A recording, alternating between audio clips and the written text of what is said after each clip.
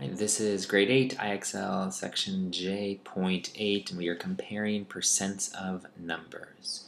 So essentially they're going to give you two numbers with different percentages and ask which one is greater or which is less, and that's easy to make a mistake. So first thing we want to see is that we want to know the greater of these two.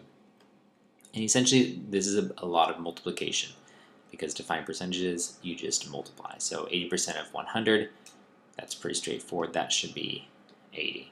Now 5% of 20, again we ignore the decimals of the percentage and we ignore the zeros, and 5 times 2 is 10. So in this case, I know that 10% should be 200, because I can just move my decimal over 1. And if I go half of that, down to 100, so I know this is going to be 100. So 5% of 20 is the greater of the two. So we say now which is greater, 40% of 165 or 60% of 100. Well, 60% of 100 we should know is 60. This one's a little harder, so we have a couple options. We say 165 times 4. 4 times 5 is 20. 4 times 6 is 24. 4 times 1 is 0, 4. So 0, 6, and 6. So 660.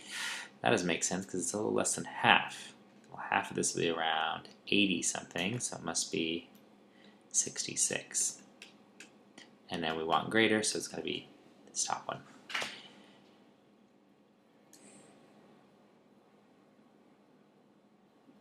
Now one other way we can do this is compare these as ratios. So this is a little bit more complicated, but not overly so if we can reduce a lot. So we're going to set up 40 over 60.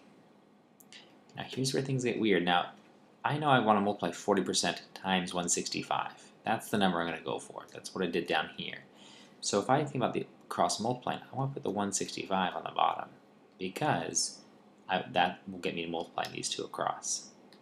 And with the 100, I can put 100 here because it's 60% times 100. Now here's where things get a little more complicated. We're going to just reduce these as much as we possibly can.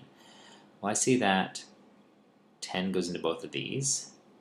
4 and 100, well, that's going to be 1 and 25. And I know that 5 goes into 25 5 times. And 5 goes into 165. Well, it goes into 120 times. And 65 goes in 13. So 20 and 13 is 33 times. Now I can say 33 times 1 is 33, because I'm just going to cross multiply.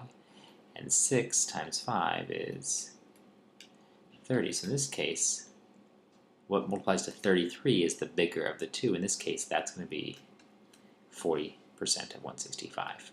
So again, this is a little more advanced and uses a bit of number theory, but you basically set up your percentages as proportions, and now instead of having it be the same going across, you want to put the one that would multiply. So in this case, 40 times 165, so 165 goes on the bottom, 40 goes on top, because that's what we're multiplying. And then we can reduce them. Let's do a couple more examples. Alright, so we have these. So again, we multiply, in this case, 6 times 2 is 12. And I know that it's a little more than half, so 12 is actually the right answer for this one. So it's 12. Now 25% of 28. Now I can multiply 25 times 28, use the rainbow if I want to, and we say 2 times 2 is 4, we leave one space, 5 times 8 is 40, 5 times 2 is 10, plus 16 is 26, 6, put a 2, so we add these, so this one is 0, 4 and 6 is 10, carry this, so we have 4, 5, 6, 7. So now, it's not 700, so we have to think about this. Well, it's about a quarter of 28, which sure enough is exactly 7. But that's the whole point, is we could have seen this instantly as 1/4 of 28.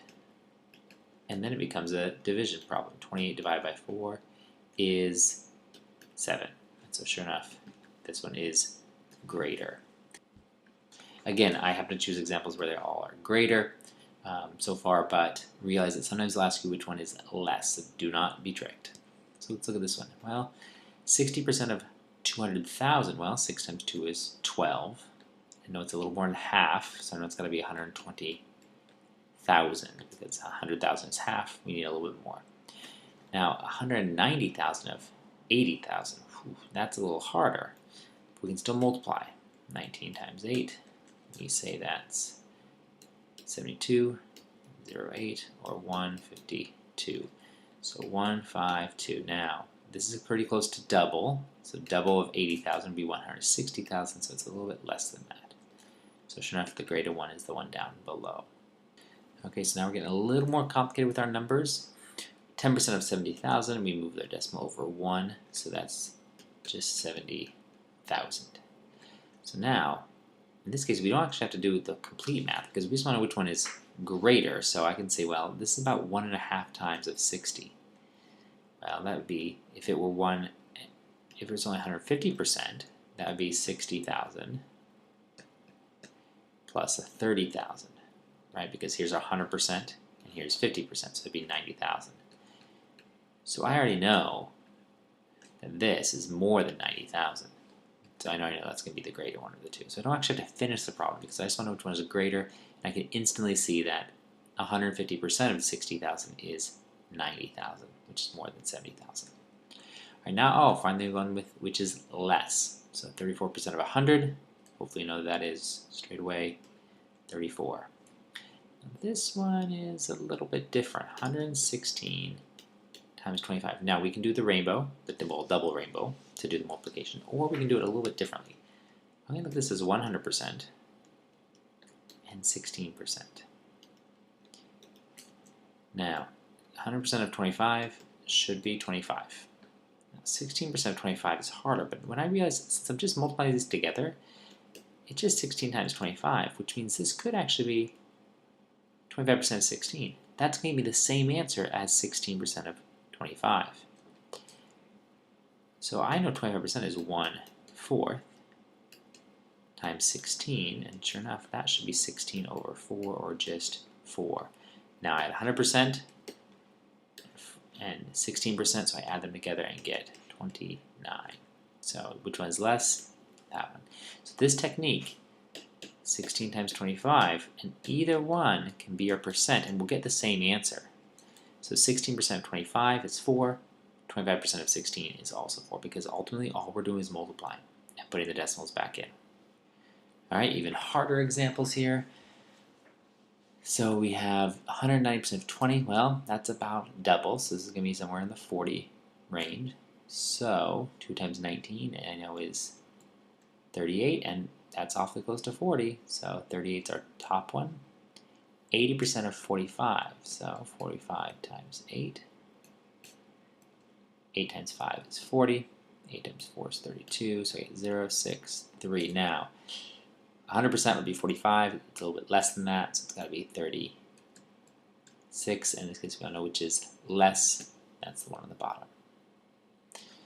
Alright, this one is probably among the hardest because these numbers don't reduce easily. They don't make it easy on us. So we want to find 79% of 76. We can multiply at 163 times 35. Now notice I'm ignoring the zeros, and all of these are percentages. I'm ignoring the decimals. So 7 times 7 is 49. 1 space. 9 times 6 is 54. Again, this is rainbow multiplication, so 9 times 7 is 63. 7 times 6 is 42, so we get 105. So we do our carries, we get 4, 5 plus 5 is 10. We've got 50, 60 here. So that's our first one. 79% of 70,600 is 6,004. And this one, again, we've got to do the first, which is 1 times 3. In this case, we leave 2 spaces. 3 times 5 is 15. And we do our rainbow, 9 and 30 for 39. Our rainbow, 5 and 18 for 23. We do all of our carries. So we have 5. 9 plus 1 is 10. 3 plus 3 is 6 and 7. And 3 plus 2 is 5705.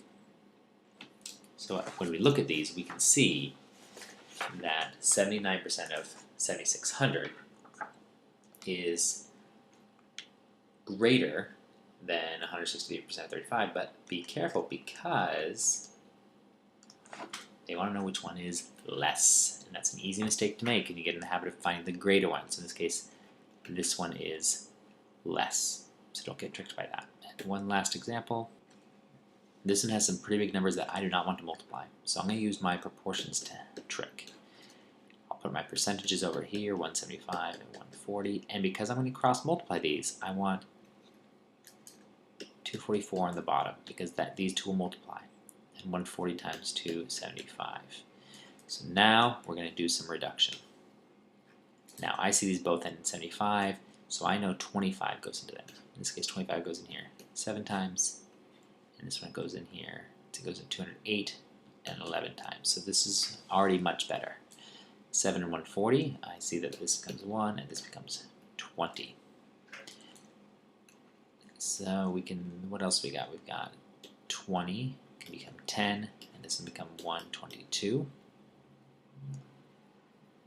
And we can do it one more time. We can say 5 and 61.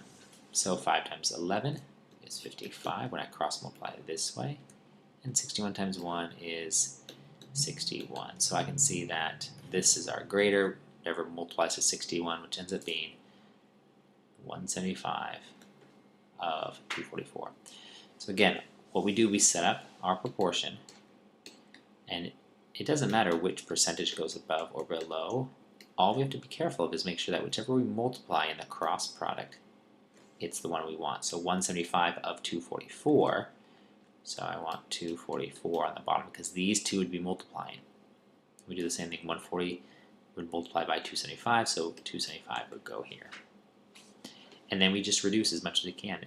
And when I do this, if we had a calculator, easy peasy, just multiply it together, but since we're doing this all using mental math and paper math, reducing is your best friend.